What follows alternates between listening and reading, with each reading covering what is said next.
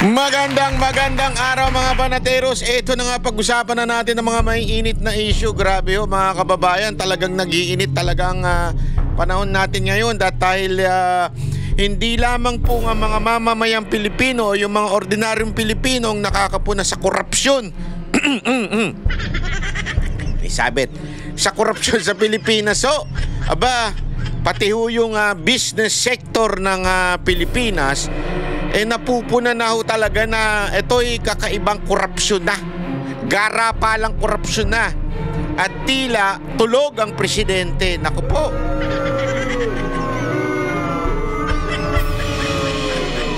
Ang tanong tulog ba talaga o lutang lang? Naku po.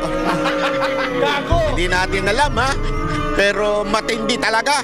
Kasi alam nyo nung tayo po ay buhay na nung panahon ng tatay ni Bongbong at hindi po ako nakakalimot, hindi katulad ng mga ulul dyan na anti-senior nun, pero ngayon sip-sip ng todo-todo dito kay Junior. Nung panahon nun ni senior kahit itong mga business people in our country ay nireklamo na rin po yan yung korupsyon na nagaganap sa gobyerno. At sabi nga nila maliliit lang na korupsyon ang nasupil. Kasi nagkaroon din ng panawagan ng mga business sector noon at mga kababayan ginawa ng paraan ni senior yun. At sabi niya, sige, isusupilin natin yan. Pero ang nabawasan lang po yung mga nasa baba. At sabi nila parang ganun ang ginagawa ngayon. Nasa baba lang ang napipigilan, yung mga small time lang. Pero yung talagang gusto nilang mapigilan, si Insan ay hindi napipigilan. Gago! Utangin na, hindi nga sa hindi napipigilan. Bayani pang gago Di ba? Gago! Yan ang talagang matinding pangiinsulto sa bawat Pilipino. Yung inaantay na ng buong kababayan natin na pangalanan ni Marcos ang insan niya, kesa na pangalanan ay ginagawa pa atang bayani.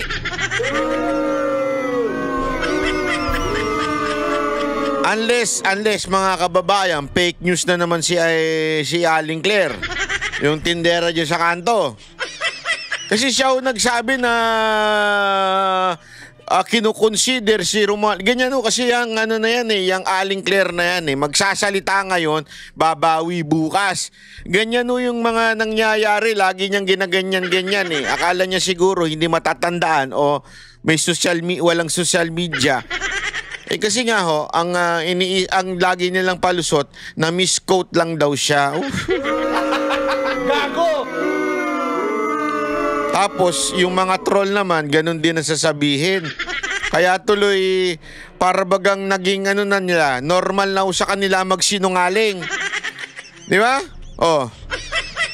Panoorin natin itong itong news na itong kay VP Sara Duterte.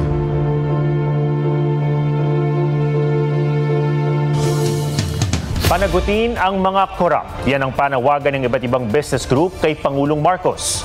Korupsyon pa naman ang isa sa mga pangunahing issue na para sa mga Pinoy ay dapat aksyonan ayon sa isang survey.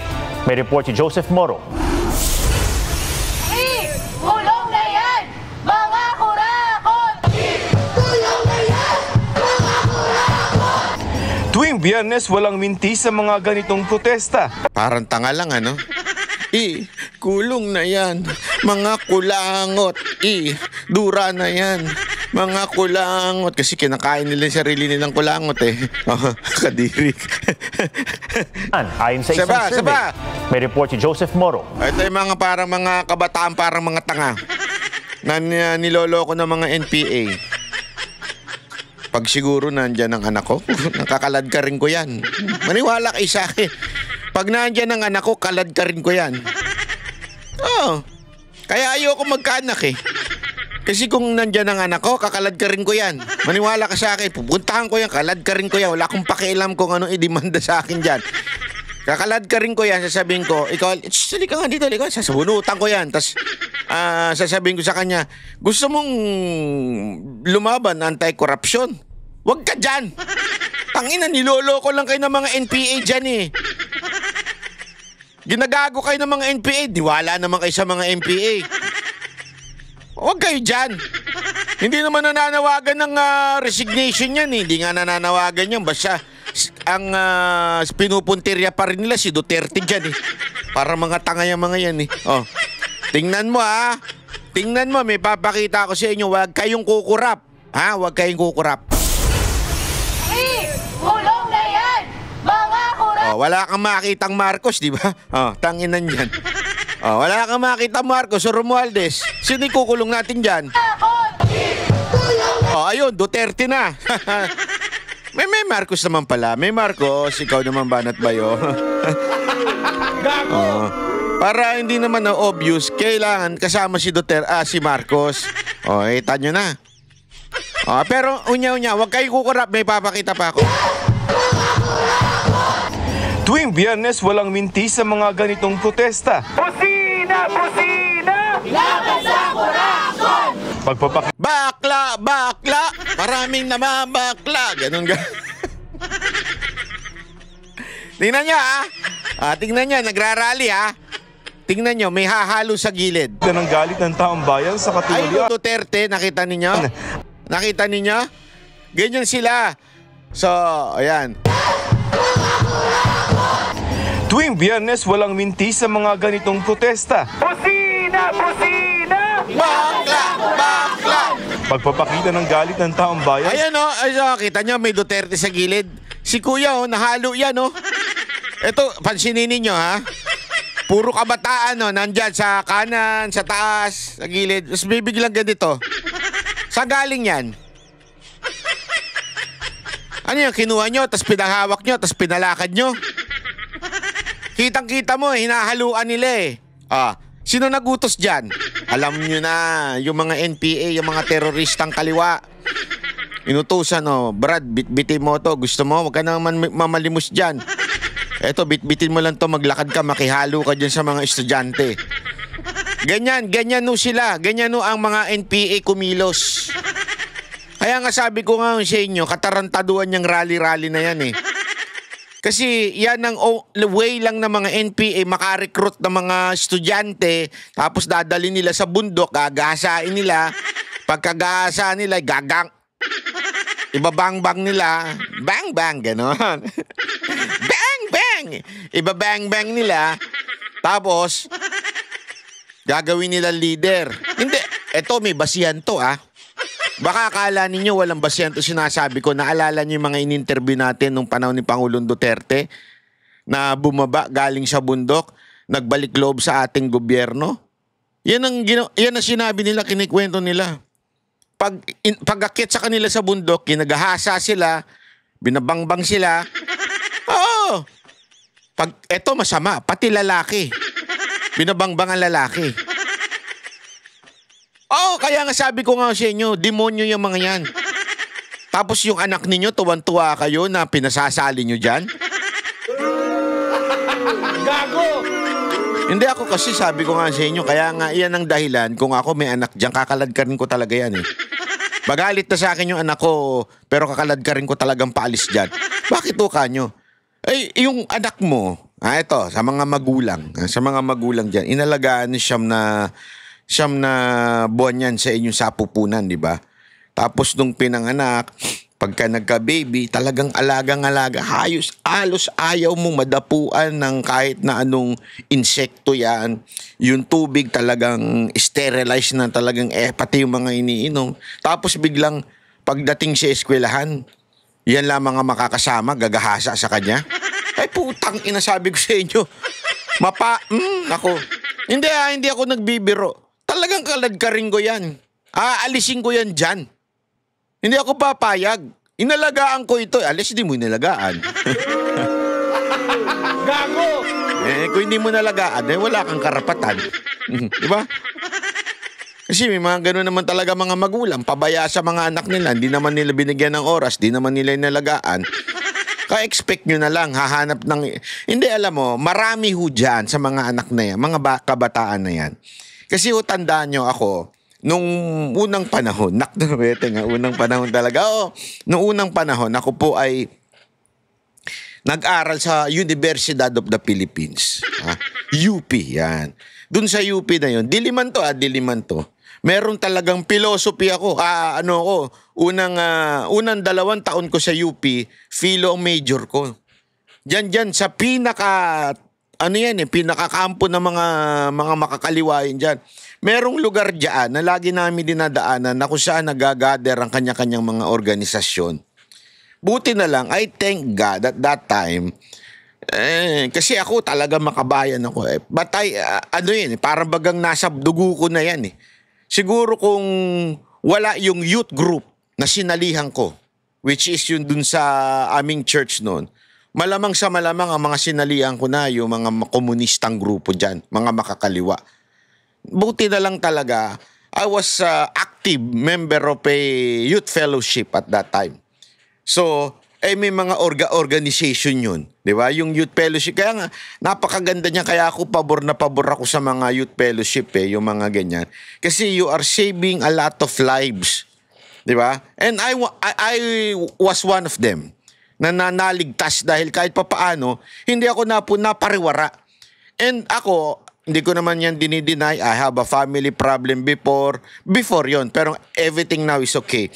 Before, and you were somehow naghahanap ka ng belongingness, di ba? Na mga kaibigan, barkada na masasalihan. Kasi nga kulang 'yan, hindi na ibigay sa pamilya, di ba? Pag hindi na ibigay sa pamilya 'yon, hahanap ka sa labas. At marami po diyan sa UP ganun. Kasi nga galing sa probinsya iba diyan, scholar ng bayan. Pagdating diyan, di ba, ang tawag doon na dorm. May dorm dyan eh. Marami dyan pariwara. Bakit? Kasi yung barkade, di ba? Sabi nga, good company corrupts good character. Something like that. Basta ganun, di ba? Ibig sabihin nun, kahit anong buti mo, pag sinamahan mo masama, sigurado masama ka. Di ba? Halimbawa, yung 4 mong kaibigan na magnanakaw, pang-5 ka dun. Totoo yan. Kung yung 4 mong kaibigan na babaero, pag sumama ka dun, pang-5 ka. Matik na yan. Yeah? So kung wari, yung 4 mong kaibigan, lalakero. Sumama ka dyan, matik na, lalakero ka na rin. Ano ya? Pag yung 4, kunwari, ikaw naman babae, yung 4 mong kaibigan, haliparot. Sumama ka dyan, nyok-nyok ka na rin. Ganun eh. So, ano ibig ko sabihin? Kaya nga ang recruitment nila nasa eskwelahan kasi marami dyan ng kulang sa aruga mula sa kanilang mga magulang. Kulang, hindi nag-spend time yung magulang sa mga anak, walang communication, nang bababae si tatay, o si nanay naman, sugarol, nagkakasino, tapos minsan bungangera. So, syempre, pag ang bungangera, pinasamahan mo ng babaero, pag uwi niya sa bahay, parang demonyo yung bahay, parang impyerno na yung bahay nun. Syempre, yung anak, dama yan. Siguradong disaster ang buhay niyan. Maghahanap ngayon yan ng pagmamahal. Tangina itong mga nasa eskwelahan. Ay, naku po, lalo na yung mga komunistang terorista na yan. Magaling mambola yan. Akala mo talaga concerned sila. Akala mo talaga ibibigay nila yung pagmamahal. Hindi mo alam, nire-recruit na pala yung anak mo sa bundok. Doon nila yayariin. Ay, sus, ganyan na ganyan ang istorya ng mga makakaliwang grupo na nire-recruit. Kaya nga, di ba, marami napapatay yung mga military natin na sino mga nandun? Mga membro ng kabataan. Di ba? Ng kabataan na makakaliwa at komunista. Oh. Tapos ngayon meron silang ginagamit na ito yung mga nagsisigaw na yan. Yan yun eh. Hahaluan nila yan. Di syempre feeling makabayan na ngayon ito mga kasi alam mo yung mga ligaw na kabataan, they would find purpose ika nga in their life kasi nga parang walang direksyon eh, di ba? Ganun naman eh. Alam mo, marami sa atin naghahanap ng dahilan kung bakit tayo nabubuhay sa mundo na to. Marami sa atin bored, marami sa atin, lalo na pag nasa eskwelahan ka, yung identity, lalo na patanda ka pa lang, hinahanap mo yung identity. Yung mga matatanda, sawa na sa identity yan. Yung iba nga, identity crisis na sa sobrang dami nilang identity. Yeah? Pero yung mga kabataan, naghahanap pa yan. So makakahanap sila ngayon diyan sa mga pagrarally-rally. Gagamitin nila yung mga quote-unquote anti-corruption issue. Pero sa totoo lang, nire-recruit na sila. Ayan hindi nila alam, yung mga leader niya mga yan, kumuha naman din ng pera sa makamara. Naging corrupt din. Alam mo yun, parang tinatarantado nyo ba kami? Corrupt din yung mga pinuno ninyo eh. Sasabihin ninyo, galit kayo sa korupsyon, putang ina, puro insertion din yung mga pinuno ninyo dyan eh. Kung talagang galit kayo sa korupsyon, kumalas kayo dyan sa mga representante ninyo na puro corrupt din. Iloloko nyo kami eh. Yung mismo mga mambabatas ninyo, puno ng amendments, insertion, tapos maniniwala kayo dyan. Katiwalian at paniningil sa mga nagnakaw sa kaban ng bayan. Sa pinakabagong tugon ng masa survey ng Octa Research, pangalawa ang korupsyon sa itinuturing ng mga Pilipino na pinakamahalagang isyong dapat tugunan agad ng Administrasyong Marcos. 31% ang antas ng pagkabahala sa korupsyon sa survey nitong Setyembre, higit doble sa 13% noong Hulyo. Ayon sa Octa Research, unang beses napasok sa top 5 urgent national issues sa survey ang korupsyon. Kahit ang 34 na grupo ng mga negosyante sa bansa nagkaisang manawagan kay Pangulong Bongbong Marcos na agad tugunan ng katiwalian sa mga infrastruktura tulad ng flood control projects. Isinumbat nila ang ambag nilang buwis sa kaban ng bayan na aaksaya lamang sa mga proyektong guni-guni, palyado at tinagaang presyo. We didn't know that a lot of people are involved. We don't even know the others. But Nakita mo ito ha? Kita mo itong event na ito? This event is event of pinaghalo-halong malalaking organisasyon na mga negosyante. Mga business people. Businessmen and women. Ito'y hindi isang organisasyon ha. Halo-halo ito. Madami hong organisasyon ito. Kung bagamat sa big time ito. At ang panawagan nila itong korupsyon talagang anuhin na ni Marcos. At dito kayo matatawa. Although I think dito sa GMA hindi atay binalita. Ewan ko kung bakit. Nananawagan sila laban sa korupsyon. Anti-corruption yung kanilang gathering na yan. Ibig sabihin kahit papaano tinalakay yan dyan. May panawagan sila sa presidente na ano yung korupsyon. Alam mo kung sino invited speaker? Si VP Sara Duterte. Sabi ko nga Hindi, isipin nyo kung gaano katawa-tawa. Hindi sana, ang inimbitahan ninyo yung presidente. Di ba? If you are calling for the anti-corruption at saka naniniwala talaga kayo deep in your heart na this president will solve the corruption issue in the Philippines. Kasi ganun naniniwala kayo kaya nga siya ang imbitahan ninyo at alam nyo naman na complete opposition or talagang magkaaway si VP Sara Duterte at si Bongbong Marcos. At ang pinaglalaban nyo dyan ay laban sa korupsyon. Tapos, ang inimbitahan nyo si VP Sara Duterte. Para nyo sinasabi na mas may tiwala kay VP Sara Duterte kaysa kay Marcos, di ba? At alam ninyo na susunod na Pangulo na yan, kaya kailangan nyo na sumama, o magpakita ng suporta. I don't know the others, but it was really very surprising to us that the corruption just for flood control alone is this magnitude. Oo nga raw at mismong Pangulo ang nagsiwalat sa korupsyon pero kulang pa raw yan. The way it is being investigated and being handled is not yet enough to prosecute. We want really those responsible to be punished and to be identified. Angal pa nila, bungal ang Independent Commission for Infrastructure o ICI para paharapin ang mga dapat maimbestigahan. Bukas naman daw sa mga mungkahi ang palasyo. Mas maganda po talaga na magkaroon ng mas ngipin, pangil ang ICI. Pero sa ngayon po, nakikita naman po natin na walang kwenta kayo. Hindi totoo naman eh. Gago! Nakikita naman yun yung talaga wala kayong kwenta eh. Parang ginagawa niyong tangalay mga Pilipino eh. na maganda ang itinatakbo ng ICI. Maganda?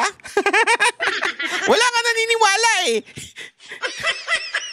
Alam mo, maghanap ka ng mga taong aside from sa hindi binayaran ng gobyerno to ha. Huwag yung mga bayarang vlogger. Pero maghanap ka ng mga independent, sabihin na natin objective na mga tao o society or sekta ng lipunan na nagsasabing, oo, bilib na bilib kami sa ICI, nagtitiwala kami dyan.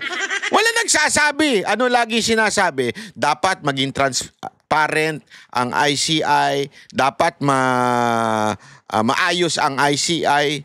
O, ibig sabihin talaga, kasi loko rin kayo eh. Andiyan na nga si Magalong na kahit pa paano pag pinagkakatiwalaan ng mga taong bayan, tapos biglang sisiraan ninyo, lalo ka na. Gago! Diba? Ang nagpatawag po sila. Ikaw ang panira talaga sa gobyerno eh. Pero okay lang yan, tuloy mo lang yan. Tuloy mo lang yan. Sila naman po ay tumutugon. Aminadong ICI na malaking tulong sana kung may contempt power sila. Sa ngayon, ang remedyo nila, we can always go to the courts and file the indirect contempt. But another process pa yan. Gumawa ng batas to strengthen further the ICI.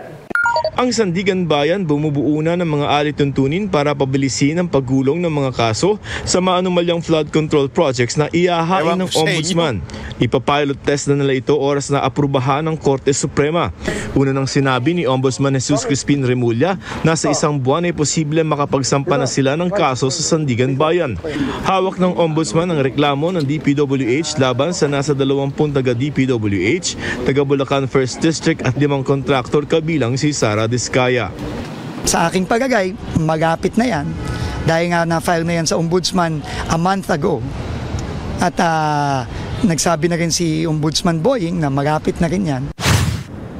May lampas 400 na mga suspected ghost flood control projects ang naisumite na ng DPWH dito sa ICI. At ayon sa ICI, posible silang makapagrekomenda ng 15 hanggang 20 posibleng reklamo sa Ombudsman. Ngayong linggo inaasahang ihahain sa Ombudsman ang ikalawang referral o rekomendasyon ng mga pwedeng kasuhan ng ICI. Si dating Congressman Saldico na hindi pa rin nagpapakita, padadalhan ulit ng ICI ng isa pang sabpina. Pumalag naman ang komisyon sa aligasyon ni Vice President Sara Duterte na binuong ICI para kontrolin ng gobyerno ang naratibo tungkol sa flood control projects. Ang komisyon nga kasi, as I said, will go where the evidence takes us. Yun ang narrative namin. Hanapin kung sino mga may sala, paparusahan sila, kunin yung mga ninakaw. Oh, sir, pustahan tayo. Matatapos kung matatapos ang termino ni Marcos, wala kinapakulong. Oh. Pustahan tayo. Sus! Nadinig ko na yan. Pustahan tayo, mga kababayan. Oh. Sino gusto bumusta sa akin? Baka pa nga ipakulong, mauna pang makulong si BP Sara Duterte dahil sa katarantaduan ng ombudsman eh. Oo. Pustahan, eto, sino? Maghanap kayo dyan. Mag-comment kung sino makikipagpusta sa akin ng 1 milyon. Ang budget. Mas mauuna pang makulong si BP Sara Duterte. Ay, eto ayoko yun Hindi ko sinasabing kaya ako nagpupusta Pero eto, sige, wag na lang yung makulong si BP Sara Duterte. Pustahan tayo. Walang makukulong sa ICI Wala makukulong dyan. Kasi nga, eto ang simple-simple. Kitang-kita na ng ICI. Dinimanda na ng ICI si pangalan nito, si Saldico. Pero ayaw nilang gawa ng paraan na makauwi yung tao. Pwede nyo naman ngayon kanselahin na. Pinatatagal ninyo eh. Pwede nyo naman i-recommend. Nasa executive naman kayo. Pwede nyo i-recommenda kagad sa DFA. O pakiusapan nyo yung presidenteng naggumawa sa inyo. Sabihin nyo, pwede po ba cancelin na natin ng passport para hindi na makatakas yung gago na yun? Hindi na papunta-punta kung saan-saan. Tapos ang usapan. Eh wala eh. Inaantay ninyo magkaroon ng passport na iba eh. Para mas makatakbo siya eh. Kaya nang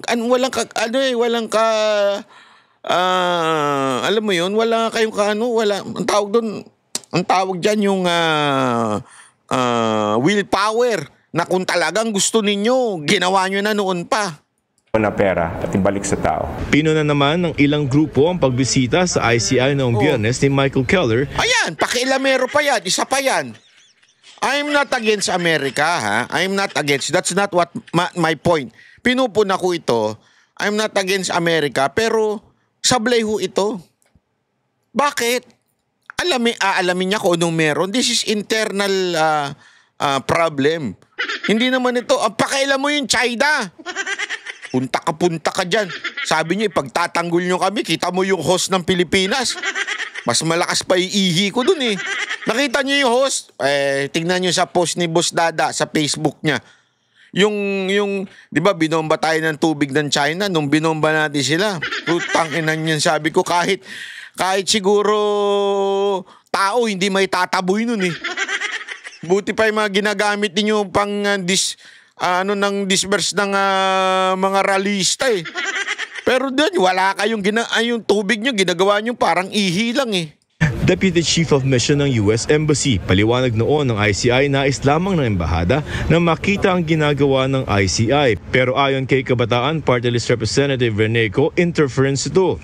Insulto at hindi ito katanggap-tanggap, sabi naman ng grupong pamalakaya. Wala kami nakikitang dahilan para sa isang foreign government. Naku po, puro kayo andyan na naman to. Tumanda ka ng rallyista, brad na sisilipin, aalamin, at posibleng ini-impluensyahan ang kondukta ng isang internal na usapin sa Pilipinas.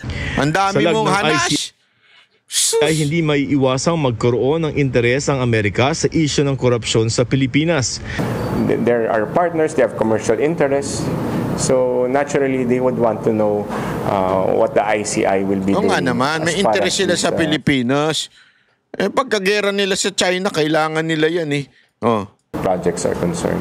Ayon naman sa palasyo, nagtanong lamang daw ang embahada sa mandato at sistema ng pagsisiyasat ng ICI at wala raw na pag-usapan tungkol sa pag-audit ng foreign-assisted projects.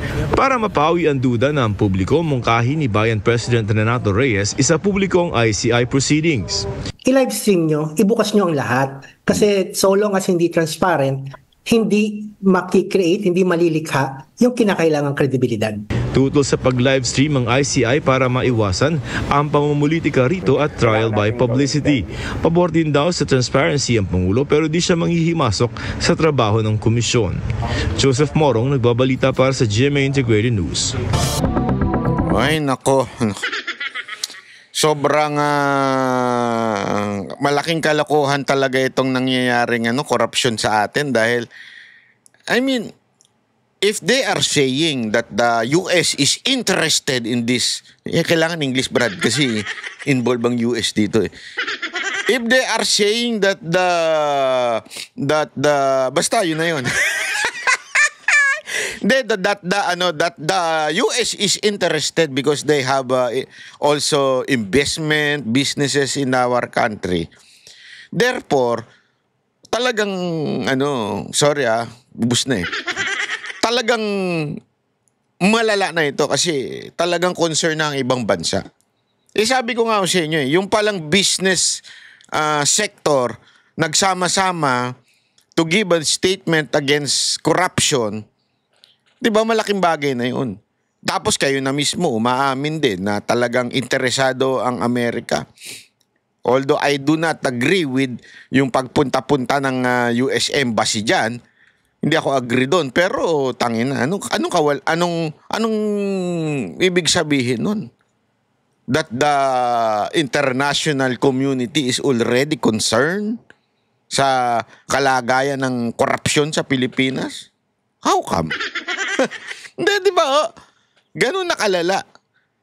Kahiya-hiya na ang dulit na ginawa nitong Marcos na ito. Ewan ko ba, hindi ko alam kung saan kumukuha ng apog itong si Marcos. No, hindi ko alam. Hindi ko talaga alam. Yung kapal na mukha.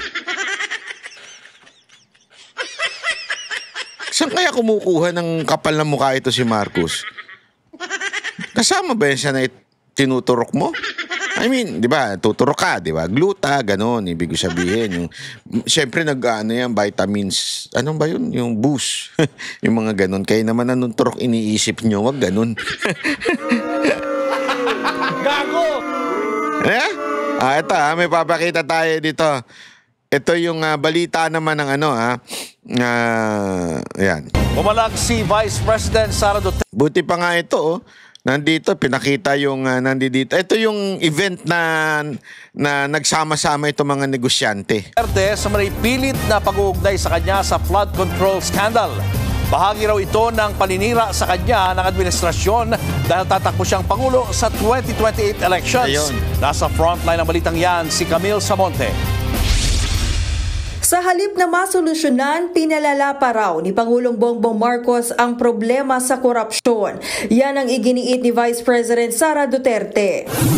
Ang ini-expect po sana natin sa administrasyon ni Pangulong Marcos ay mabawasan yung korupsyon. Pero ang nangyari po ay kabaligtaran. Mas lumala po. Hindi na rin daw nagulat si VP Sara na iniuugnay kina dating Pangulong Rodrigo Duterte at kaalyado nitong si Senator Bongo sa flood control scandal. Sinusubukan daw na itawid ito kay VP Sara dahil isa siya sa mga matunog na kakandidato sa 2028 elections.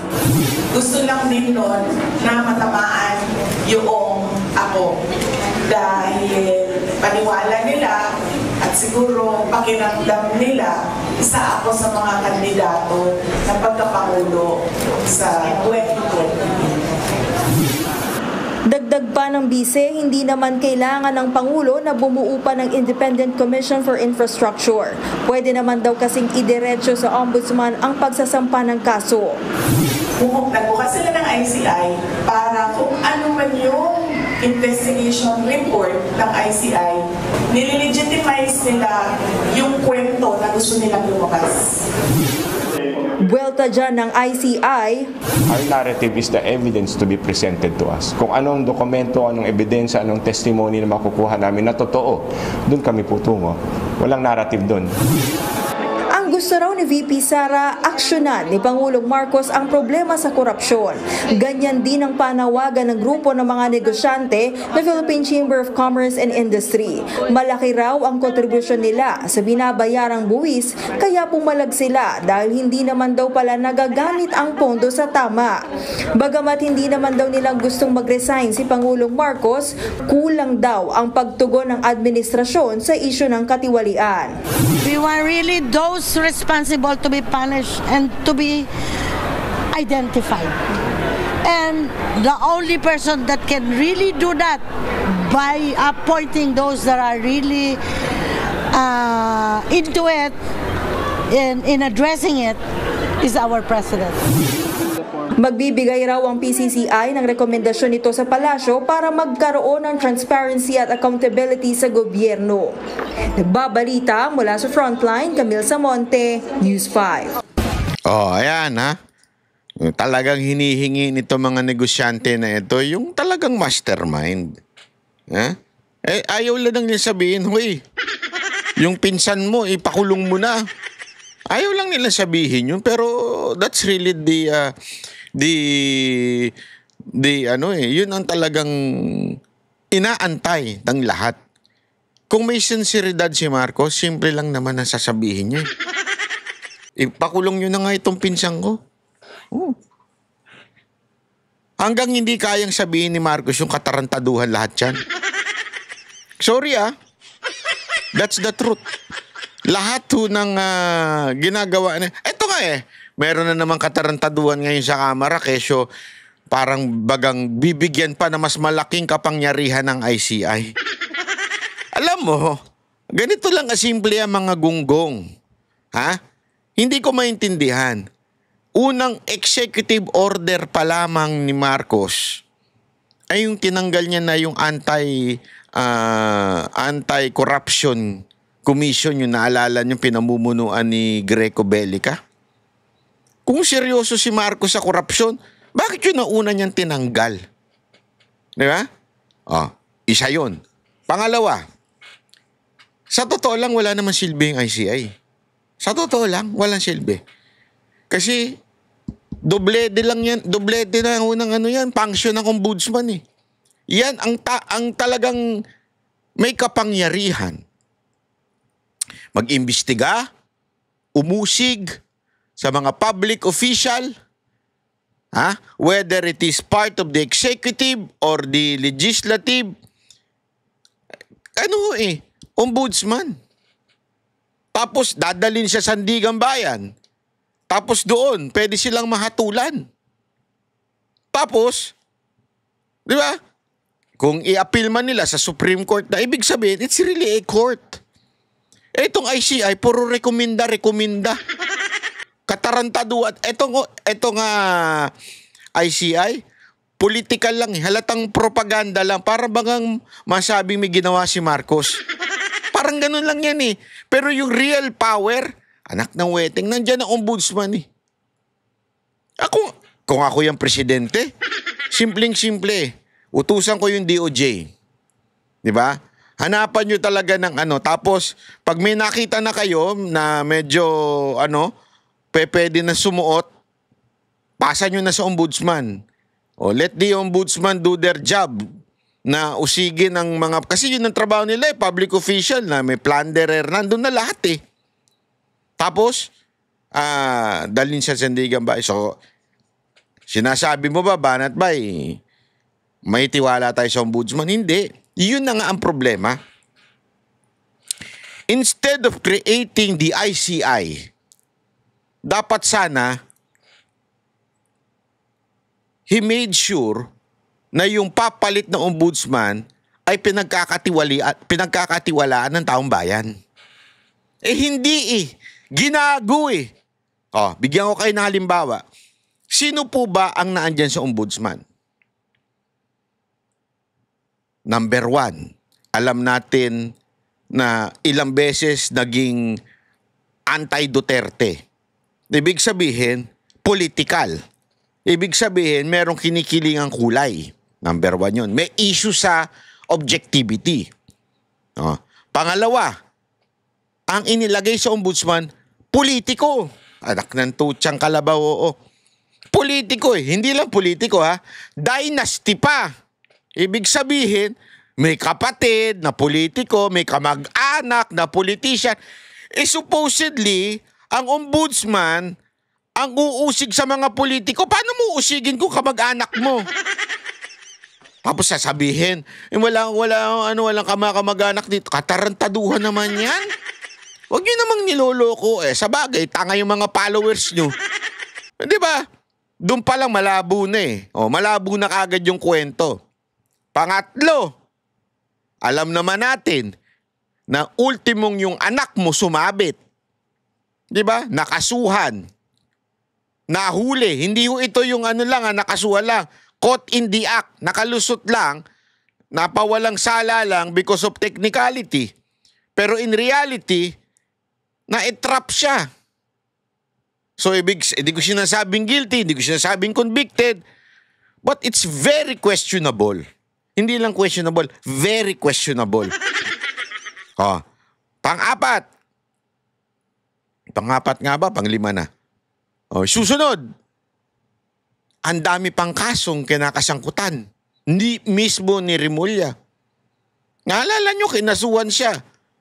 Pagdating sa issue dun sa KOJC, issue dito sa sa tawag dito, pagdukot, di umano, alleged kidnapping ni PRRD, ang daming complaint. Tapos ilalagay mo dyan. You understand what I mean? I'm not saying convicted si Remulla, but the point here, dapat unquestionable ang morality, unquestionable ang record ng ilalagay mo sa ombudsman to be effective and to parang kung talagang seryoso ka, dapat ganun. Hindi Hindi mo pinakita, Marcos, yung seriousness mo. Tapos ngayon, create ka ng ICI. Tapos meron pang yung mga bataan mo, may pautot pa na kailangan i-empower natin, additional laws, greater power for ICI. Ulul. Meron ng sapat na institusyon to do that. Ang kailangan mo na lang, malinis na pag-appoint. Hindi mo ginawa. You were given a chance to appoint a clean, good moral na ombudsman. Hindi mo ginawa. Tapos sasabihin mo ngayon, create kayo ng new power dito sa ICI. Katarantaduhan talaga. Eto. Sorry. Yan. May nakahay ngayon 2 panukala sa Kongreso na layong bigyan ng pangil ang Independent Commission. Sandali, may nakahay? Sino nakahay? Nakahain. Ito naman kasi magsalita kulang-kulang eh. Jeje mo ka ba? May nakahain, hindi hay. Joke lang po ha. Infrastructure. Nakatutok. Ayan. May nakahay ngayon 2 panukala. Ano may nakahay? Hain! Hain! Kongreso na layong bigyan ng pangil ang Independent Commission for Infrastructure. Nakatutok si Tina Panganiban Perez. Parehong ipinapanukala sa Senado at Kamara na bigyan ng kapangyarihan ng Independent Commission for Infrastructure na sisiyasat. Si Lola Basyang na naman. At si Lola Basyang to sa mga anomalya sa mga infrastructure project. Sa Senate Bill 1215, bubuo ng isang Independent People's Commission o IPC. Sa House Bill 4453 naman, Independent Commission Against Infrastructure Corruption o ICAIC ang itatawag. Sa parehong bersyon, may 5 miyembro sa komisyon at retiradong mahistrado ang uupong chairperson. Sa halip na 3 miyembro at 1 chairperson, nakasalukuyang setup na... Ang daming pautot, Kailangan pa talagang gumawa ng ganyan, ano? Meron naman ng ahensya ng gobyerno na ganyan eh. Ang bihira, oo. ICI. Kabilang sa mga balak gawing pangil ng komisyon, full access sa lahat ng government records, paghahabla sa mga sangkot sa anomalya at sa mga haharang sa investigasyon, pagrerekomenda ng immunity sa mga testigo, pag-issue ng mga subpoena at pagpaparusa sa mga lalabag sa mga utos. Nung nag-refuse tayo mga diskaya to cooperate with the ICI, nakita naman natin na talagang kulang sa authority ang ICI. At kinakailangan nating madalihin ito. Nakareses ngayon ang Kongreso at magbabalik sesyon sa November 10. Panawagan ni House Senior Deputy Minority Leader Edgar Erice para maipasa agad ang panukala. Magpatawag si Pangulong Bongbong Marcos ng special session ng Kongreso. Mahalaga talaga na mabigyan sila ng madali ang kapangyarihan. Pero pinanukala na 3 days, di tapos to kung ito lang ang pag-uusapan. Pero para kay Senate President Tito Soto, hindi pa kailangan ng special session. Diringgin ng Senado ngayong linggo ang panukala. Kung makakapag-hearing naman, di pagdating ng November 10, i-report out agad. Kasi mag-special session ka, pagkatapos baka walang quorum. Paano kung hindi maisabatas ang panukala? Parang paper tiger. Dahil hindi naman talaga independent dahil nagpapasweldo yung executive branch ang ating Pangulo. Anytime pwede niyang i-abolish to. Pero kailangan nga ba ng batas para sa Independent Commission gayong nariyan na ang Department of Justice at Office of the Ombudsman? Sa dami ng mga kaso na silang kinakaharap ay palagay ko hindi ito magbibigyan ng mabilis na aksyon. Kinakailangan talaga may concentration dito sa infrastructure. Sakaling maisabatas ang panukala, sabi ni Soto, hindi na kailangan bumalangkas pa ng implementing rules and regulations para maipatupad ito. Tigilan na nila yung IRR. Alam mo kasi IRR, gumagawa sila ng sariling batas eh. Yung mga yung executive department eh, pinakikialaman yung IRR eh.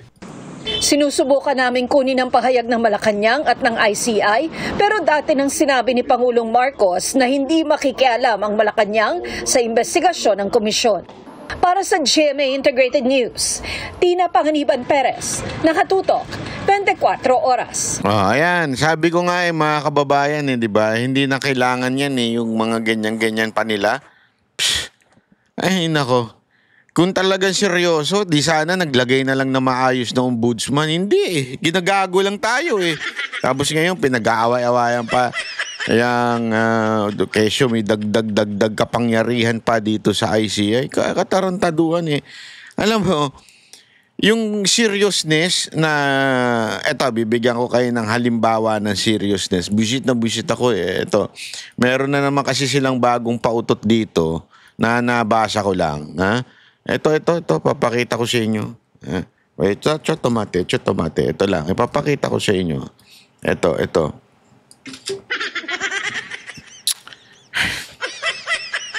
Naaartihan kasi ko Sa totoo lang naaartihan ako dito sa dalawang to. Magjowa ba itong dalawang to? Bakit ganun mga napaka-arte nyo? Napakarami ninyong hanas sa buhay. Hindi Ito. Yan, ito. Yan, dalawang to. Sabi daw ni Soto, Senators want Lacson to return as a Blue Ribbon chairman. Magjowa ba kayo? Bakit? Napakarami ninyong hanas sa buhay. Ang dami ninyong drama sa buhay, kayong dalawa. Itong dalawang to, daming drama Halatang pumoporma. Pumoporma ba na naman ba kayo sa 2028? Pumoporma na naman ba kayo? Porket olat kayo nung last time, sa tingin nyo ngayon, may pag-asa na kayo? Kesyo, alam mo, sabi nga hindi kasi alam mo, merong binitawang pahayag, statement, si Senator Alan Cayetano. Bakit po ba mahalaga ito?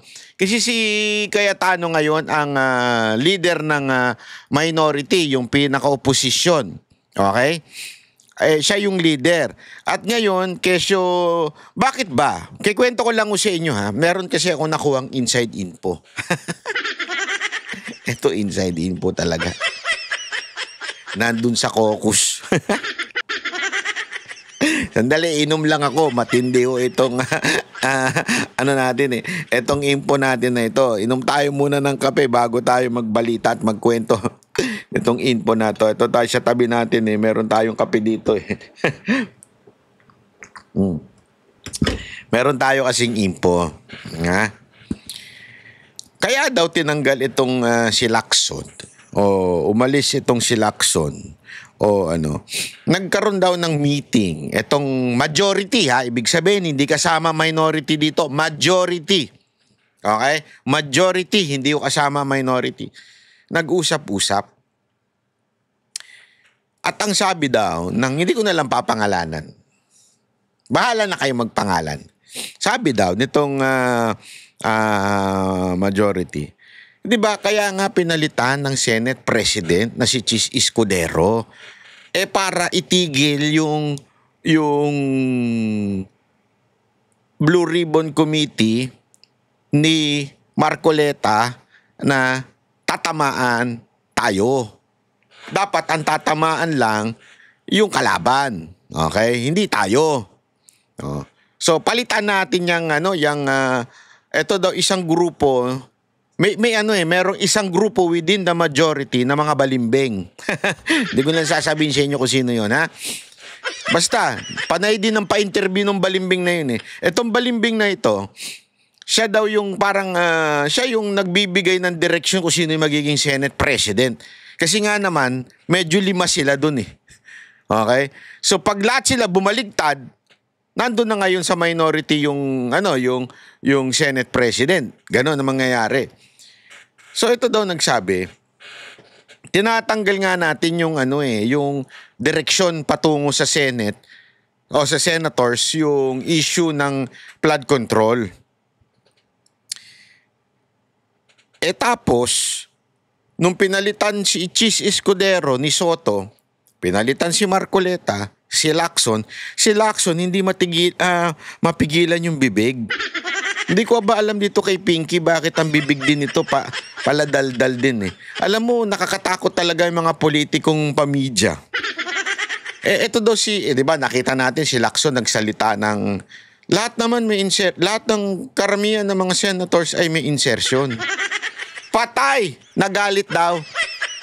Itong 5 na sinasabi, nagsalita na nga yung leader nila doon eh, na medyo hindi daw sila masaya sa takbuhin ng ni Lacson bilang Blue Ribbon Committee Chair. Sabi ba naman nila, bakit ganun? Kaya nga natin pinalitan si Marcoleta para hindi tamaan ng Senate. Nag-away-away daw tong majority. Kwento sa akin ito nung Tagaloob. Hindi ko na sasabihin ko sino yun. Nag-away-away daw sila. Parang sinasabi, ba't ganun? Ba't pati kami, tatamaan tayo lahat yan eh. Sabi daw. So, ang ginawa na lang nila, kesa na quote-unquote, sinibaksa bilang Blue Ribbon Chairman, pinag-resign na lang. Kaya nag-resign si Lacson. Yan, nagigets ninyo. Okay? Kaya nga ako nabibuisit, ngayon, meron na naman silang pautot. Na kesyo, gusto nila ibalik daw si Lacson. Siguro nagkasundo na para lang mapigilan eh. Kasi nangyari, nung nawala si Lacson, pansinin nyo, tumigil yung Blue Ribbon hearing. At ang gagawin na ngayon, yung farm market to farm to market projects. Ano ba ibig sabihin ng farm to market? Yung mula sa farm, aayusin yung mga kalsada papunta sa palengke o sa market o doon sa pagbabagsakan ng mga produkto na galing sa farm. So yung farm to market roads. Nandun na lang daw ang investigasyon. Alam nyo ho ba, nung panahon ni Pangulong Duterte, hindi flood control ang focus. Ang panahon ni Pangulong Duterte, ang focus talaga ng DPWH noon tsaka nung bill, aside from the streets and the superhighways na ginagawa, ay yung farm to market roads. Nagigets nyo? So, ibig sabihin, pupuntiryahin na naman nila ang mga Duterte sa Blue Ribbon.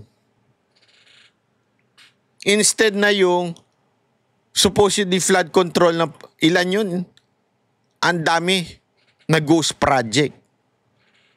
Ewan ko, dito siguro. Kaya nga ako nabibuisit dito kay Soto at saka dito kay Lacson. May bago na naman silang pautot. Itong dalawang to parang mag-boyfriend eh. Parang hindi ko sasabihin in literal ha. Parang mag-boyfriend na pabago-bago, ang gulo-gulo pagka silang dalawa nag-usap. Kaya nga may statement si Cayetano. Diyan. Eto, basahin ko sa inyo ha. There's really no need for Senator Lacson to drag the minority into what's a clearly family matter within the majority. Ibig sabihin, sa kanila lang. Hindi naman kami kasali dyan sa desisyon nyo. As he admits, his decision to step down from the Blue Ribbon Committee didn't come from minority. It came from the dissatisfaction within their own ranks. Let's not rewrite history. When Senate President Escudero and the majority gave the chairmanship to Senator Marcoleta, the objective was clear: to keep the investigation steady above politics and to focus on finding the mastermind and the most guilty. All this while untangling the web of systematic corruption in government. During that time, the majority also faced a similar situation. We were warned of a Senate coup, first when Senator Marcoleta was elected as a chairman of the Blue Ribbon Committee. Second, when in leading the flood control hearing, the direction he took was toward what we all we wanted, finding the most guilty. So nagkaroon nga ng coup sa Senate. But there was no drama, no intrigue, no blame shifting from us. Just quiet resolve. Tapos the leadership under Chis Escudero made a decision, stood by and moved forward with respect for the institution. Ibig sabihin, kahit nag-coup, wala. Respeto. Kasi decision niya na majority. And when the new majority later decided to replace Senator Marcoleta with Senator Lacson, wala kayong narinig. You didn't hear a single complaint from the minority. We respect their internal decision. Decision nyo yan eh. Kayo na yung majority. Normal na kayo mamimili ng mga head, ng mga committee head. Di ba? With courtesy and mutual respect, we in the minority have no stake in the internal struggle. Our focus has always been on the bigger picture, truth, transparency, and integrity. Kung may tampuhan man sila sa majority, ayos lang yan. Politics will have its shares of drama. But let's not turn the Senate into teleserye. Naku po, patay tayo dyan. Kasi nga, Senator Cayetano, talaga magiging teleserye yan. Si Acheche ba naman ng presidente? The Blue Ribbon Committee is not about personality. It's about serving the people and protecting the dignity of the institution. Sa madaling salita mga kababayan, kasi para bagang biniblame nila ngayon yung pagkatanggal ni Lacson sa minority. Sinisisi nila na kaya daw hindi tumuloy-tuloy yung investigasyon dahil sa minority. Gunggong, kayo nagdidesisyon yan eh. Majority nagdidesisyon yan. Diba? Yung nasa admin ang nagdidesisyon yan. Kung sino ilalagay nyo sa chairmanship, wala namang pakialam ang minority. Ang minority, kung ano lang maibigay sa kanila, tinatanggap na lang nila yun. Diba? Tapos ngayon, ang dami ninyong drama. Kesyo may paganyan, I pray and I hope that he might. Para bagang, sandali, sino ba nagtanggal dyan?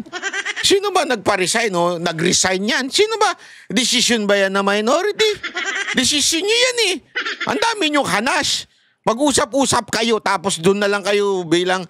Hindi ko ba alam. Tama talaga yung sinabi ni Senator Cayetano. Napakadaming drama pagka itong sila Lacson at saka to si Soto ang namuno. Ang daming drama. Magtrabaho na lang. Nagtatrabaho na dito sa bigla nung pinangalanan na si Romualdez at patungo na kay Marcos, bigla niyong pinigilan yung Blue Ribbon Committee. Labo talaga Ano muna tayo? Yan ang mahirap eh. Yan ang mahirap pag may pinoprotektahan. Yan ang mahirap pagka ayaw nyo talagang malaman ang katotohanan. Pipilitin nyo ng pipilitin i-segue eh. Di ba? Pipilitin nyo talagang mabago issue. Pipilitin nyo yan eh. Hindi kayo tatantad eh. Di ba? Hindi nyo tatantanan na maiba na maiba. Lagi na lang kailangan ma-segue natin. Mahirap yan. Sabi nga, kung ang isang facts, halimbawa ito, kulay blue. Fact yan. Di ba? Pwede mo sabihin, hindi naman blue yan. Pag nabasa yan, magiging gray yan eh. Pero hindi mo pwedeng baguhin na blue pa rin ito. Pagbali-baligtarin mo. So yung mastermind sa korupsyon, yun na yun eh. Obvious naman. Obvious kilala ninyo sinong kumakalikot ng budget. Ang tagal nyo na sa institusyon na yan. So kung pipilitin yung maganon, mailipat sa iba, yung sisi, wala. Malalaman at malalaman ng tao. Alam mo, iyan yung isang bagay na sana maunawaan ng mga leaders natin sa ating bansa. Huwag nyo nang ipilit na masegue o maisisi sa ibang tao yung problema ng flood control. Kitang-kita na kasi. Alam mo yung sumusuplak na sa mukha mo eh. Tapos susubukan yung ikabig sa iba. Mahahalata kayo masyado na may pinoprotektahan. Yan tuloy, nagkakagulo. Para tayong tanga ngayon eh. Bakit? Sana nalalaman na natin yung mga revelasyon nung una. Biglang ang dami yung drama. Ito, puro drama kayo eh. Ito. Kayo lang naman yan. Hindi nyo pa inayos sa loob. Puro kayo drama. Tapos, eto na naman. Medyo, hindi, pinipilit na sus, agoy, napakarami yung drama talaga.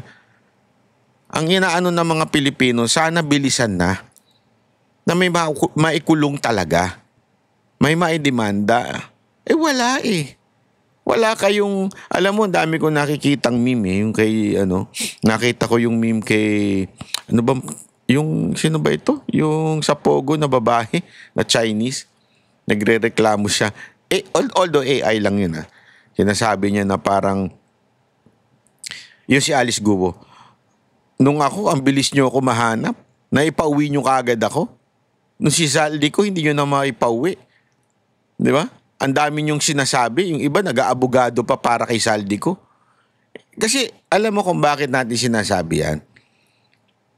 Nasa kanya talaga Nasa kanya yung yung pinakasusi nitong ghost project na ito Kasi nakita natin involved yung kanyang dating kumpanya.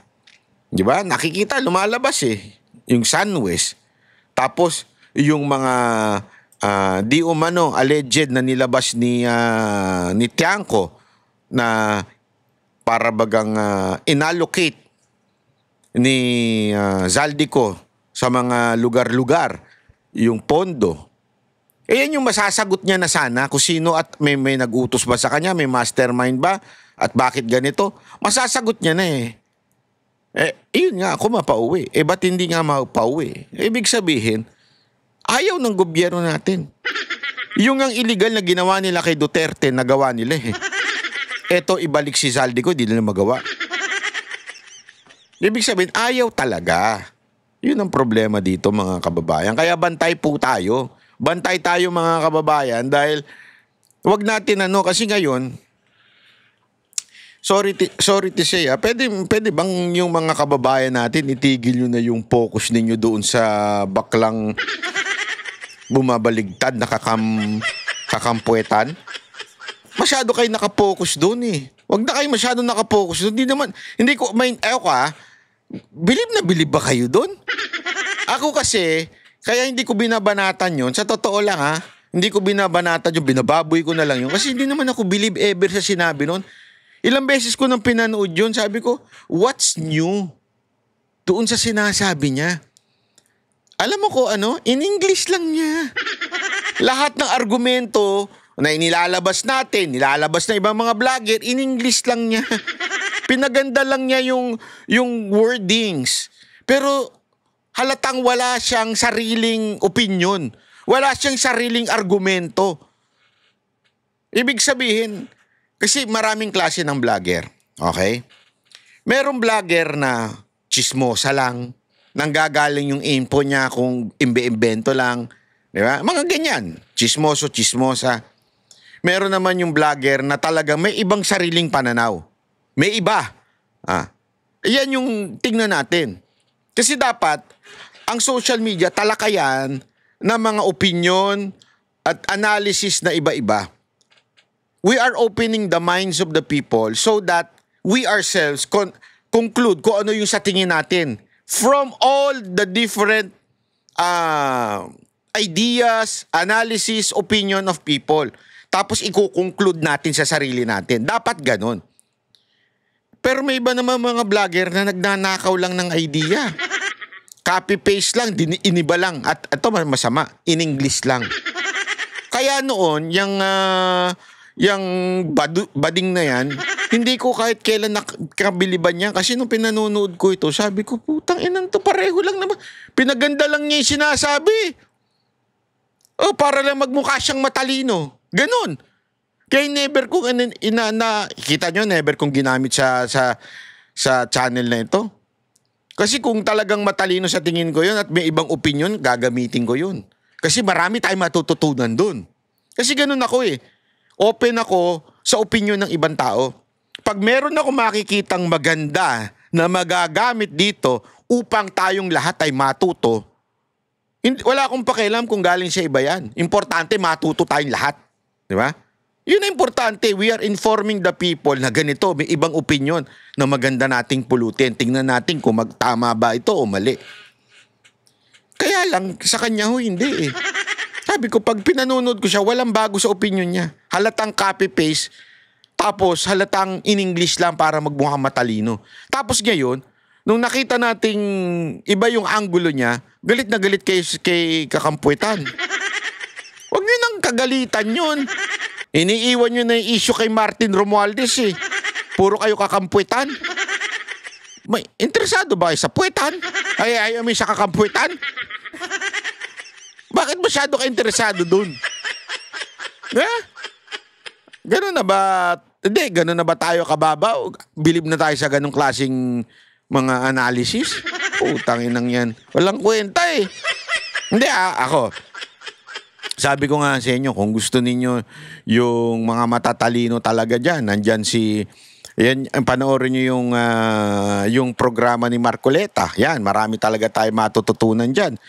Yung live ni Atty. Vic Rodriguez, yan, marami tayong matututunan dyan. Maganda yung pagkasabi, matalino, pero Tagalog niya. Para talaga maunawaan ng mga Pilipino, yan ang mga marami ka matututunan. Yung abogadong basta yung isa, nakalimutan ko na yung pangalan nun, si Neil, Atty. Neil Libangon. Hindi Libayan, ha? Wag yan! Si Libangon ba yun? Atty. Neil Libangon, yun. Kung gusto mo ng objective na pagtingin sa batas, ayun. Ha? Marami tayong matututunan doon. Sayang nga sana yung kay Panelo eh. Sana tumuloy-tuloy si Atty. Panelo. Maganda yung mga opinion niya rin. Kakaiba rin ang opinion niya. Hindi pareho dun sa iba. Kaya nga maganda, dapat ganun. Maganda rin kay Tiglaw. Although kasi kay Tiglaw, hindi video, sulat. Pero iba rin ang opinion niya. Marami rin tayong matututunan. Pero dun sa kay Kakampuetan, walang kwenta yun. Huwag yun ang pag-aksaya ng panahon yun. Kita mo ngayon, sorry, ang gulo-gulo no sinasabi niya. Alam mo kung bakit? Napakarami po kasi ngayon, mapa-vlogger, mapa-politiko, cloud chaser. Ano ibig sabihin nun? Fame whore. Oo.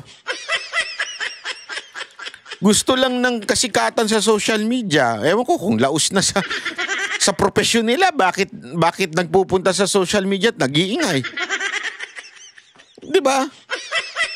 Yan ang totoo eh. Mga lang yan, mga fame whore lang. Huwag yan ang patusin kasi nakakabobo yan. Yung mga ganong fame whore, nakakabobo yan. Wala kayo matutunan dyan. Ha? Pero kung gusto nyo talaga mas marami pang matutunan sa lingwahe ng masa, Banateros kayo. Yun! Sa Banateros, pangmasang approach. Yan. At ipapaliwanag sa inyo na nandyan sila Coach Oli, sila Boss Dada, si Judea, Master Judea, si Paring RJ, si Sir Jackol, Sir Jack. Sorry. Gulo kasi dito Sir Jack eh. Si Jay Guevara, yan. Panurin niyo yung mga yan. Ha? Lingwaing pangmasa pero matututunan kayo. At magandang, kasi kami masa kami, pero yung mga info na pinanggagalingan namin, alam niyo naman kung saan kami connected di ba? So yung info, talagang A1 info. Hindi kami naglalabas ng hindi A1 info. At hindi confirm. Kasi delicates Kami talaga, nakukuha namin sa tamang mga impormasyon. At hindi namin kayo bobolahin dahil, alam nyo na, kami po'y naniniwala na the truth matters. Okay, maraming salamat po. Magkita-kita ulit tayo bukas sa susunod nating video. Bye-bye! Yan ang Banateros, boses ng ordinaryo Pilipino.